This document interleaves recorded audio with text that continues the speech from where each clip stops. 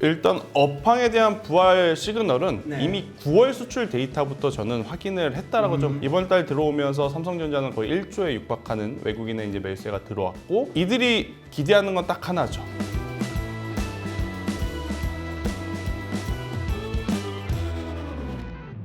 내년 반도체 수요가 늘어난다는 기대감에 국내 반도체 업체에 외국인들의 매수세가 좀 집중되는 모습입니다. 하지만 부진한 실적을 보이는 기업들도 있어 반도체 실적 개선에 대한 의구심을 갖다가 키우고 있는데요. 글로벌과 국내 반도체의 업황이 앞으로 어떻게 될지 좀 살펴보겠습니다. 비전경제연구소 김태성 이사 나오셨습니다. 안녕하세요. 네, 안녕하세요. 먼저 이번 주 증시 흐름 좀 먼저 살펴봐 주시죠. 일단 뭐 지난 한 주 같은 경우에는 굉장히 김 빠진 맥주 같은 시장이었다라고 하면 이번 주는 그래도 네. 투자자분들이 기대하는 그 기대감을 어느 정도 충족시키는 네. 수급과 뉴스들이 지금 나오고 있는 상황이기 때문에 네. 그 어느 때보다도 이벤트는 많았지만 네. 굉장히 좀 편안하게 시장을 바라볼 수 있는 그러한 시장이 아닌가라는 생각이 듭니다. 네. 일단 이번 주 같은 경우에는 크게 이벤트가 세 가지가 있죠. 첫 네. 번째 CPI, 두 번째 미중 정상회담, 그리고 세 번째 셧다운에 대한 우려. 오늘 아침에 마감한 글로벌 시장 기준으로 이 세 가지의 불확실성들이 네. 모두 지금 해소가 되는 모습들이 좀 나오다 보니까 네. 나스닥 증시 굉장히 강했고 필라델피아 반도체 지수 굉장히 강했고 우리나라도 오늘 정말 오랜만인 것 같습니다. 네. 이렇게 편안하게 제가 방송을 또 하는 것도 정말 오랜만이다라고 말씀드릴 정도로 코스피 코스닥 굉장히 지금 좋은 흐름을 보이고 있다. 이렇게 한번 정리드리도록 하겠습니다. 어쨌든 뭐 최근 외국인의 반도체 매수세가 좀 커지는 모습을 보이고 있는데 네. 반도체 업황 부활의 신호로 보는 해석이 나오고 있죠. 이에 네. 대해서는 어떻게 보고 계시죠? 일단 업황에 대한 부활 시그널은 네. 이미 9월 수출 데이터부터 저는 확인을 했다라고 좀 보여지고 있습니다. 뭐 8월까지는 그다지 좋지 못했지만 네. 9월달, 10월달에 이 나온 수출 데이터를 놓고 네. 보면 반도체 재고 소진이 굉장히 또 많이 되었던 것을 우리가 확인을 할 수 있었고 네. 모바일이라든지 IT, OLED 이러한 분야도 굉장히 많았습니다만 네.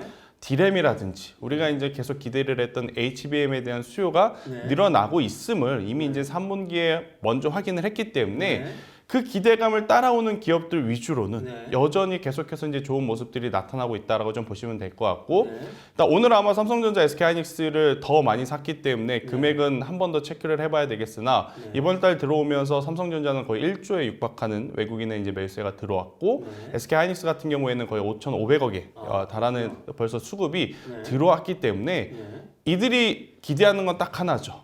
올해 하반기까지는 안 좋았지만 올해 하반기, 내년 상반기에는 지금보다는 네. 더 좋아질 수 있지 않겠는가를 또 기대하는 수급이 들어왔기 때문에 그리고 이제 환율에 대한 부담을 좀 느꼈었던 금리에 대한 이슈가 이제는 다소 수그러들었기에 저는 그 어느 때보다도 반도체 혹은 성장주들이 좋은 모습을 좀 보일 수 있는 일단 밑바탕은 확실하게 그려줬다라는 의견 한번 드려보도록 하겠습니다. 어쨌든 뭐 디램 가격도 뭐 고정 가격, 뭐 시장 가격 그렇죠. 전부 다 뭐 반등을 했다는 신호들이 뭐 여기저기서 나오고 있으니까 3분기를 기점으로 해서 반도체 그 제조 회사들 같은 경우에는 일단 저점을 좀 확인한 건 분명히 보여요. 네, 일단 나오는 실적에 따라서 좀 네. 차이는 있을 것 네. 같아요. 제가 네. 잠시 후에 또 이야기 드리겠지만 하지만 이제 대다수의 기업들이 그래도 네.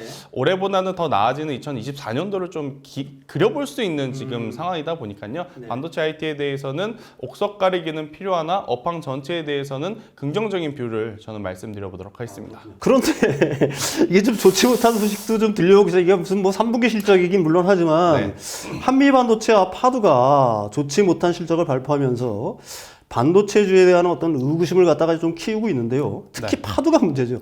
뭐 시총이 반토막 나면서 네. 투자자들에게 큰 충격을 주었는데 반도체 업황에 따라 회복세를 좀 보일 것으로 보이나요? 오늘에서야 네. 일단 코스피 코스닥이 올라가니까 정말 반도체 굉장히 좋다라고 할 수 있었지만 네네. 이틀 전만 하더라도 혹은 지난주 금요일 날 네. 한미 반도체 실적이 시간으로 딱 나오면서 그렇죠. 주말 동안에는 2차 전지냐 아니면 여전히 반도체냐 네. 엄청나게 많은 이슈들이 좀 됐었어요.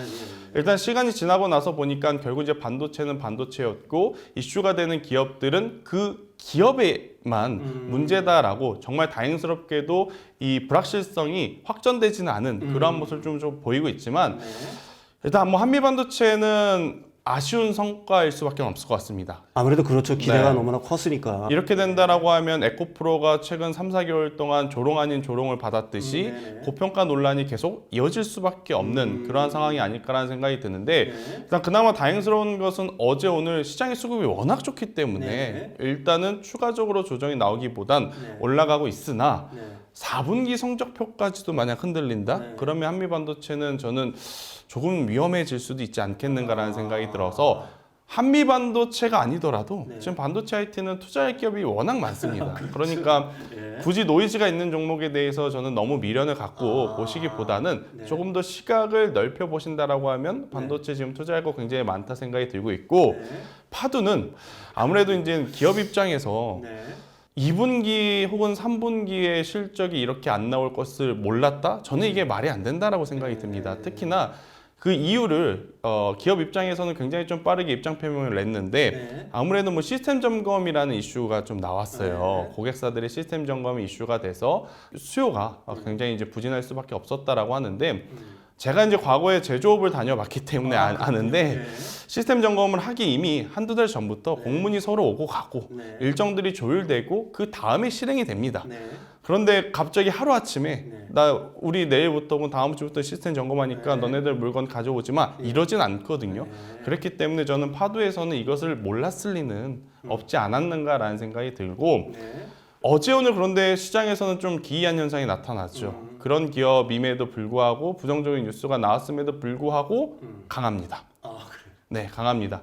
그것을 보면서 참 주식시장 어렵다라고 네. 생각이 들기도 하는데 저는 지금은 제가 앞서서도 말씀드렸지만 반도체 IT 노이즈가 있는 기업을 제외하더라도 네. 워낙 볼 수 있는 기업들이 많거든요. 아, 좋은 기업들도 그렇죠. 많이 있죠. 사실 실적도 좀 맞아요. 굉장히 좋은 기업들도 있습니다. 네, 예. 그렇기 때문에 노이즈가 있는 기업이 사실 시장의 관심은 포커스는 좀 많이 받죠. 네. 하지만 거기서 좋은 성과를 잡고 내려고 너무 고생하시기보다는 차라리 노이즈 없는 네. 대신에 탄탄하게 지금 성장을 하고 있는 기업에 저는 조금 더 관심을 가져보는 게 좋지 않을까라는 의견 드려보도록 하겠습니다. 파두라는 기업도 사실 문제가 있지만 그 공모를 주관한 그 증권사들도 좀 어느 정도 지금 책임이 굉장히 있다라고 저는 뭐 개인적으로 생각을 하거든요. 그렇죠. 네. 지금 증권사도 증권사지만 김감원 쪽도 사실 그러니까 이 이슈를 가지고 네. 누군가한테 의뢰를 해서 네. 잘잘못을 따져달라고 말하기가 참 어려운 것 같아요. 네. 지금 관련되어 있는 관련 부처, 관련자 분들 모두 네. 지금 저는 잘못됐기 때문에 이런 것은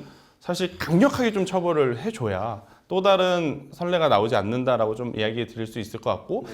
이렇게 된다라고 하면 기술 특례를 받았었던 기업들 그런데 또 기술 특례 받았던 기업들 중에 셀리브리라고 하는 기업은 이미 거래 정지가 되어 있더라고요. 아, 그렇군요. 그러니까 이게 이슈가 될 수밖에 저는 없지 않을까라는 생각이 들어서 이런 쪽은 저는 되도록이면 피하자라는 의견 한번 드려보도록 하겠습니다. 사실은 이런 일이 좀 안 벌어졌으면 좋겠어요. 네. 반도체 소부장에 대한 반사 이익을 갖다가 자주 말씀해 주셨는데 네. 내년 수요 증가를 예상한다면 어떤 분야의 소부장 업체에 주목해 보면 좋을까요?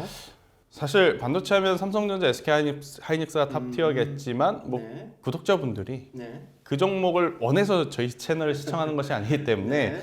제가 이제 소부장 쪽에서 좀 찾아봤는데 네. 제가 많이 언급드렸었던 기업 중에 하나는 TLB라고 하는 기업이 있습니다. 아, 예, 그러니까 예. 삼성전자 밸류체인에서 DDR5의 매출이 가장 많은 기업이다라고 좀 인식을 하시면 될 것 같고 어제 오늘 굉장히 좀 좋은 퍼포먼스를 보이면서 주가가 다시 한번 우상향 기조로 돌아서는 모습을 보이고 있기 때문에 저는 TLB라고 하는 기업 오늘도 한 번 더 강조드려보도록 하겠고요.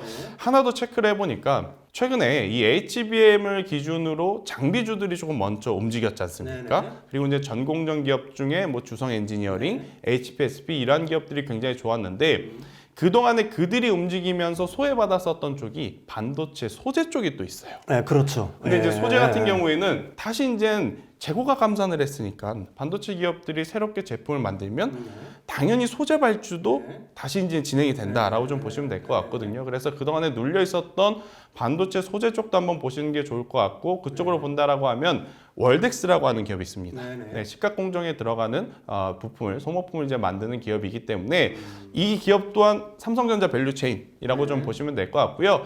SK 하이닉스가 지금 HBM에서 정말 선두적인 모습을 강한 모습을 좀 보이고 있는데 삼성전자도 그 뒤를 바짝 지금 쫓아갈 수밖에 없는 그러한 상황이기에 오히려 삼성전자 밸류체인에 걸려 있는 기업들이 저는 올라가게 된다라고 하면 상대적으로 더 많이 오를 수 있는 폭이 있지 않을까라는 의견 드려보도록 하겠습니다. 네, 그럼 마지막으로 이번 주와 다음 주 눈여겨볼 만한 어떤 종목들을 갖다가 소개시켜 준다면 어떤 게 있을까요? 네, 일단 뭐 저도 여러 가지를 좀 보고 있습니다. 근데 이제 워낙 여러분들이 반도체 IT에 대한 부분도 혹은 2차 전지에 대한 부분도 좀 많이 보고 계신 것 같아서 저는 틈새 시장을 하나 좀 공략을 해봤습니다.